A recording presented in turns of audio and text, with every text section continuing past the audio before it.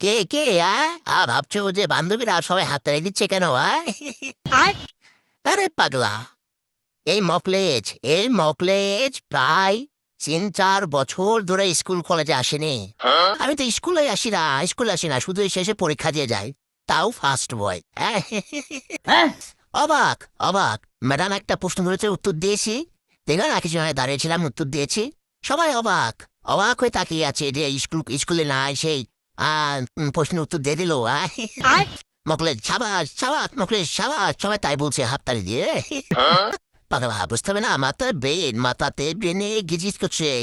আয়, এরকম ম্যাডাম যে প্রশ্ন ধরে আমি ওই প্রশ্নের উত্তর দিই, আরে হাফচারি বলে ইয়েস ম্যাম আমি পারবো। তাই বলে অ্যান্সারটা দিয়ে দিই। পাগলা, কি ব্রেন, যদি একটা প্রাইভেট কলেজে ভর্তি হতে পারতাম।